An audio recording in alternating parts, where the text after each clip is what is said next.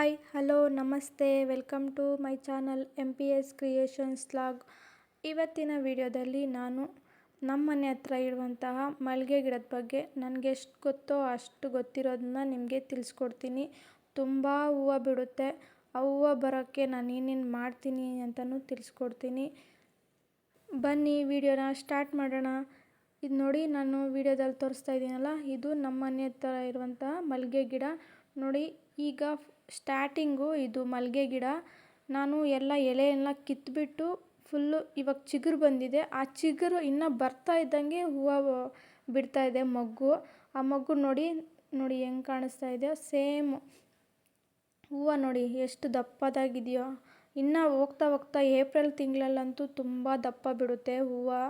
ಮಲ್ಲಿಗೆ ಹೂವು ಆಗಲಿ ಮಗ್ಗಾಗಲಿ ತುಂಬ ಬಿಡುತ್ತೆ, ದೊಡ್ಡ ದೊಡ್ಡದಾಗಿರುತ್ತೆ. ಅದಕ್ಕೆ ನಾನು ಏನು ಮಾಡ್ತೀನಿ ಅಂತ ನಿಮಗೆ ಈ ವಿಡಿಯೋದಲ್ಲಿ ತಿಳಿಸ್ಕೊಡ್ತೀನಿ. ಈ ವಿಡಿಯೋ ನಿಮಗೆ ಯೂಸ್ಫುಲ್ ಅನಿಸಿದರೆ ಪ್ಲೀಸ್ ಒಂದು ಲೈಕ್ ಮಾಡಿ, ಶೇರ್ ಮಾಡಿ, ಸಬ್ಸ್ಕ್ರೈಬ್ ಮಾಡಿ, ನಿಮ್ಮ ಫ್ಯಾಮಿಲಿ ಫ್ರೆಂಡ್ಸ್ಗೆ ಶೇರ್ ಮಾಡಿ. ನೋಡಿ ಕಿತ್ತಾ ಇದ್ದೀನಲ್ಲ ನೋಡಿ, ಇದು ನಮ್ಮ ಮನೆ ಹತ್ರ ಇರುವಂಥ ಮಲ್ಲಿಗೆ ಗಿಡ ನೋಡಿ. ಮಗ್ಗು ಇವಾಗ ಸ್ಟಾರ್ಟಿಂಗು, ಇದು ಸ್ವಲ್ಪ ಸಣ್ಣದಾಗೇ ಇರುತ್ತೆ, ತುಂಬ ಸಣ್ಣ ಇರುತ್ತೆ. ಮತ್ತು ಹೋಗ್ತಾ ಹೋಗ್ತಾ ತುಂಬ ದಪ್ಪ ಬಿಡ್ತಾ ಇರುತ್ತೆ ನೋಡಿ. ಈಗ ಚಿಕ್ಕದು ತುಂಬ ಚಿಕ್ಕದಾಗಿ ಬಿಡ್ತಾ ಇರುತ್ತೆ, ತುಂಬ ಸಣ್ಣಗೆ ಬಿಡ್ತಾ ಇರುತ್ತೆ. ಮತ್ತು ಏಪ್ರಿಲು ಮೇ ಆವಾಗ ತುಂಬ ಹೂವು ಬಿಡುತ್ತೆ. ಅದು ಏನೂ ಇಲ್ಲ, ಸುಮ್ಮನೆ ಏನಂದರೆ ಅದಾಗಬೇಡಿ, ಏನೂ ಇಲ್ಲ. ನಾನು ಈ ವಿಡಿಯೋದಲ್ಲಿ ತೋರಿಸ್ಕೊಡೋ ಅಷ್ಟು ಮಾತ್ರ ಹಾಕಿ ತುಂಬ ಹೂವು ಬರುತ್ತೆ. ನೀವೇ ಆಶ್ಚರ್ಯ ಪಡ್ತೀರಾ ಇಷ್ಟೊಂದು ಹೂವನ ಅಂತ. ಈಗ ನಾನು ಸಾಯಂಕಾಲ 3 ಗಂಟೆಯಲ್ಲಿ ಕಿತ್ತಾ ಇದ್ದೀನಿ. ಈಗ ಇದು ನಮ್ಮ ಗಿಡ ಇನ್ನೂ ಚಿಗುರು ಬಂದಿರೋದಷ್ಟೇ. ಇನ್ನು ಅದು ಎಲೆ ತುಂಬ ಜಾಸ್ತಿ ಬಂದರೆ ಇನ್ನೂ ತುಂಬ ಜಾಸ್ತಿ ಬಿಡ್ತಾ ಇರುತ್ತೆ ಹೂವು. ಈಗ ಇದು ಸ್ಟಾರ್ಟಿಂಗು ಸ್ಟೇಜಲ್ಲಿ, ಇದು ತುಂಬ ಚಿಕ್ಕದಾಗಿ ಬಿಡುತ್ತೆ. ಇವಾಗ ನಾನು ಅದೇನು ಹಾಕ್ತೀನಿ ಅಂತ ನಿಮಗೆ ಈ ವಿಡಿಯೋದಲ್ಲಿ ತಿಳಿಸ್ಕೊಡ್ತೀನಿ ನೋಡಿ. ನಾನು ಇದರಲ್ಲಿ ಹೂವು, ದಾಳಿಂಬೆ ಮತ್ತು ಇದನ್ನೆಲ್ಲ ಹಾಕಿ, ಇದು ಏನಿಲ್ಲ ಗೊಬ್ಬರ, ಇದು ಕುರಿದ ಗೊಬ್ಬರದು ಹಾಕ್ಬೋದು, ಇಲ್ಲಾಂದರೆ ಹಸುದು ಗೊಬ್ಬರದು ಹಾಕ್ಬೋದು. ಇದೊಂದು ಹಾಕಿ ಸಾಕು, ಇನ್ನೇನು ಹಾಕೋದು ಬೇಡ. ಅದ್ರ ಮೇಲೆ ಸ್ವಲ್ಪ ಮಣ್ಣು, ಕೆಂಪು ಮಣ್ಣಾಗಲಿ, ಮತ್ತು ಇವಾಗ ನನಗೆ ಅಲ್ಲೇ ಇದೆ ಮಣ್ಣು, ನಾನೇನು ಇದು ಮಾಡಿಲ್ಲ.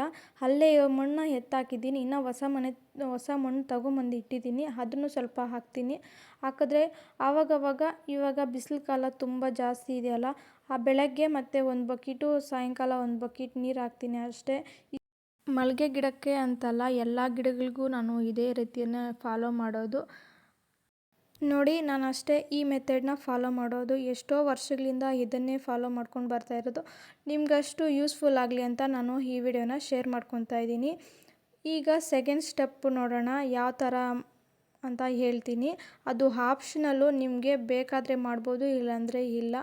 ಅದೇನಪ್ಪ ಅಂದರೆ, ಬೀಟ್ರೋಟು ಮಾರ್ಕೆಟಿಂದ ತೊಗೊಂಬರ್ತೀರಲ್ಲ, ಅದ್ರ ಮೇಲೆ ಇರೋ ಸಿಪ್ಪೆನೆಲ್ಲ ತೆಗೆದು ಒಂದು ಜಗ್ಗಲ್ಲೋ ಇಲ್ಲಾಂದರೆ ಒಂದು ಬಕೆಟಲ್ಲೋ ಹಾಕಿ ನೆನೆಸ್ಬಿಡಿ. ನೀರು ಹಾಕಿ ಒಂದು ಅರ್ಧ ಅಷ್ಟು ನೀರು ಹಾಕ್ಬಿಟ್ಟು ನೆನೆಸ್ಬಿಟ್ರೆ ಆ ನೀರು ಈ ಥರ ಕಲರ್ ಬಂದಿರುತ್ತೆ. ಆ ನೀರು ಎತ್ಕೊಂಡು ಹೋಗಿ ಗಿಡದ ಬುಡಕ್ಕೆ ಹಾಕಿದ್ರೆ ತುಂಬ ಹೂವು ಬಿಡುತ್ತೆ ಮತ್ತು ಮೊಗ್ಗು ದಪ್ಪ ಬರುತ್ತೆ. ನಾನು ಇದನ್ನು ನೋಡಿ, ನಾನು ವಿಡಿಯೋದಲ್ಲಿ ತೋರಿಸ್ತಾ ಇದ್ದೀನಲ್ಲ, ಇದನ್ನೇ ನಾನು ಯಾವಾಗ ಬೀಟ್ರೋಟ್ ತೊಗೊಂಬಂದರೆ ಆವಾಗ ಹಾಕೋದು. ಮತ್ತು ನೋಡಿ ಇಷ್ಟೇ, ಈ 2 ಮೆಥಡ್ಸ್ನ ಫಾಲೋ ಮಾಡಿ, ತುಂಬ ಹೂವು ಬಿಡುತ್ತೆ, ಮೊಗ್ಗಂತೂ ತುಂಬ ದಪ್ಪ ಬಿಡುತ್ತೆ.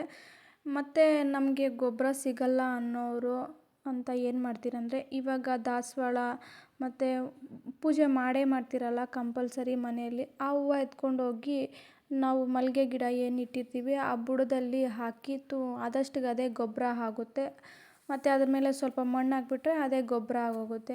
ಈ ಎರಡನ್ನ ಫಾಲೋ ಮಾಡೋದ್ರಿಂದ ತುಂಬ ಹೂವು ಬಿಡುತ್ತೆ. ಈ ವಿಡಿಯೋ ನಿಮಗೆ ಯೂಸ್ಫುಲ್ ಅನಿಸಿದರೆ ಪ್ಲೀಸ್ ಒಂದು ಲೈಕ್ ಮಾಡಿ, ಶೇರ್ ಮಾಡಿ, ಸಬ್ಸ್ಕ್ರೈಬ್ ಮಾಡಿ, ಫ್ರೆಂಡ್ಸ್ ಆ್ಯಂಡ್ ಫ್ಯಾಮ್ಲಿಗೆ ಶೇರ್ ಮಾಡಿ. Thank you.